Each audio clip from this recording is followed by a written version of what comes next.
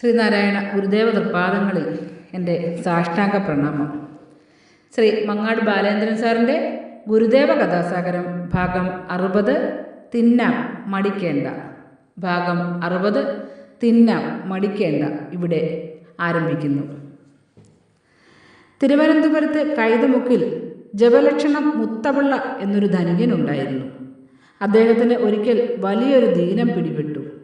വായ്ക്കുള്ളിലെ തോല് മുഴുവനും ഉരിഞ്ഞുപോയി. വ്രണമുണ്ടാകുന്നതായിരുന്നു ആ രോഗം. വായ് അനക്കുവാൻ പോലും വേദന കൊണ്ട് വയ്യാതായി. ഉമിനീരിറക്കുവാൻ കൂടി സാധിക്കായകയാൽ അന്നപാനാദികളെല്ലാം മുട്ടി. ചികിത്സകൾ പലതും മാറി മാറി ചെയ്തിട്ടും ഫലമൊന്നും ഉണ്ടായില്ല. ചില വിശ്വാസികൾ പറഞ്ഞതു പ്രകാരം വളരെ പണം ചെലവ് ചെയ്ത് പല മന്ത്രവാദങ്ങളും നടത്തി നോക്കി. ഒടുവിൽ ശരീരത്തിൽ അസ്ഥിയും തോലും മാത്രമായി. ആ ഇടയ്ക്ക് അകന്ന ഒരു ബന്ധു മൂത്തപിള്ളയുടെ അമ്മയോട് വളരെ സ്വകാര്യമായി ഒരു കാര്യം പറഞ്ഞു. അരുവിപ്പുറ എന്ന സ്ഥലത്ത് കടുവയും പുലിയുമൊക്കെ വന്നു കാവലായി കിടക്കുന്ന ഒരു മഹർഷി തപസ്സിരിക്കുന്നുണ്ട്. മഹാസിദ്ധനാണത്രേ. അവിടുത്തെ ദർശിച്ച് ആഗ്രഹം വാങ്ങിയാൽ രോഗത്തിന് ശമനമുണ്ടാവാതിരിക്കില്ല. മകൻ്റെ രോഗത്തിലും വേദനയിലും വലിയ വിഷമമുണ്ടായിരുന്ന ആ വൃദ്ധമാതാവ് ഉടനെ തനിക്ക് കിട്ടിയ വിവരം മകനെയും അടുത്ത മറ്റു ബന്ധുക്കളെയും അറിയിച്ചു. പക്ഷേ വന്യമൃഗങ്ങളും വിഷപ്പാമ്പുകളും ധാരാളമുള്ള ആ വനപ്രദേശത്ത് എങ്ങനെ പോകുമെന്നത് അവരെ അലട്ടി. എങ്കിലും ഒടുവിൽ അവർ മുത്തപിള്ളയെയും കൂട്ടി പോകുവാൻ തന്നെ നിശ്ചയിച്ചു. നല്ല തടിമിടുക്കുള്ള 25ഓളം ആളുകളെയും കൂട്ടി ഒരു മാസത്തേക്ക് ആഹാരത്തിന് വേണ്ടുന്ന സാധനങ്ങളുമായി കൈതമുക്കിൽ നിന്നും അവർ ഗുരുദേവനെ ദർശിക്കുന്നതിനായി അങ്ങനെ പുറപ്പെട്ടു.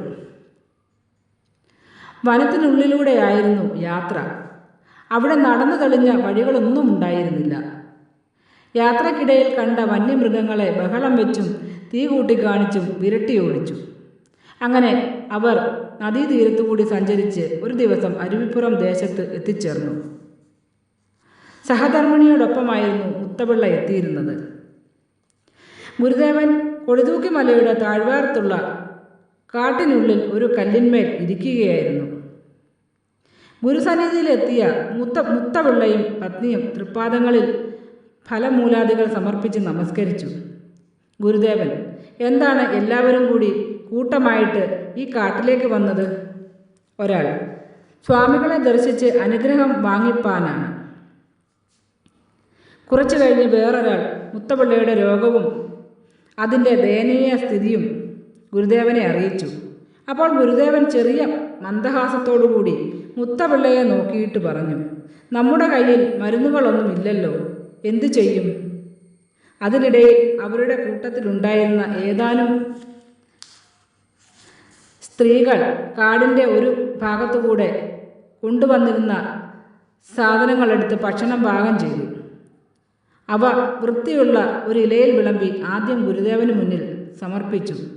അതിൽ നിന്നും ചോറും കറികളുമെല്ലാം ചേർത്ത് കുഴച്ച ഒരു പിടി ചോറ് ഉരുട്ടി ഗുരുദേവൻ മുത്തപിള്ളയ്ക്ക് കൊടുത്തു. വളരെ നാളായി പാലും വെള്ളവും മാത്രം കഴിച്ചു പോന്നിരുന്ന മുത്തപിള്ള എരിവും പുളിയുമുള്ള കറികൾ ചേർത്തുരുട്ടിയ ആ ചോറ് വാങ്ങാൻ മടിച്ചു നിന്നു. അപ്പോൾ ഗുരുദേവൻ പറഞ്ഞു, തിന്നാം മടിക്കേണ്ട. ഉടനെ മുത്തപിള്ള ഗുരുവിൻ്റെ തൃക്കരങ്ങളിൽ നിന്നും ആ ഉരുള വാങ്ങി കണ്ണുമടച്ച് വായിലിട്ട് വിഴുങ്ങി. നീറ്റലും വേദനയുമൊക്കെ കൂടി വായ മരവിച്ചെങ്കിലും കുറച്ചു കഴിഞ്ഞപ്പോൾ വേദനയ്ക്ക് കുറവ് അനുഭവപ്പെട്ടു. ഇനി മറ്റുള്ളവർക്കൊപ്പം ഇരുന്ന് ഊണ് കഴിക്കാം, ഗുരുദേവൻ കൽപ്പിച്ചു. മുത്തപിള്ള എല്ലാവർക്കും ഒപ്പം ഇരുന്ന് എല്ലാ കറികളും കൂട്ടി ഊണ് കഴിച്ചു.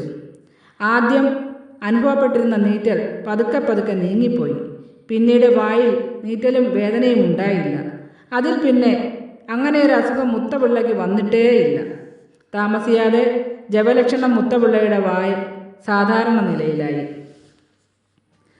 നമിച്ചിടുന്നേൻ ശ്രീ ഗുരുദേവാതവ തിരുപാദങ്ങൾ, സ്തുതിച്ചിടുന്നേൻ ഞങ്ങൾ നിത്യം നാരായണമൂർത്തേ. പെരുകിയ വേദനയറുതി വരുത്താനവിടുന്നവതാരം ചെറിയൊരു കുടിലിൽ ഉദയം ചെയ്തൊരു ചതയപ്പൊൻതാരം. ശരണം ശരണം ശരണം തരണേ ശിവഗിരി ഗുരുദേവാ, തവ തിരുപാദം ശരണം തേടുന്നടിയങ്ങൾ ഞങ്ങൾ. ശ്രീ മങ്ങാട് ബാലേന്ദ്രൻ സാറിൻ്റെ ഗുരുദേവ കഥാസാഗരം ഭാഗം 60 തിന്നാം മടിക്കേണ്ട ഇവിടെ അവസാനിച്ചിരിക്കുന്നു. ഇതിൽ വന്നിട്ടുള്ള തെറ്റുകുറ്റങ്ങൾ സദയം ക്ഷമിക്കണമെന്ന് ഗുരുദേവ നാമത്തിൽ അറിയിക്കുന്നു. നന്ദി, നമസ്കാരം. ഗുരുധർമ്മം വിജയിക്കട്ടെ.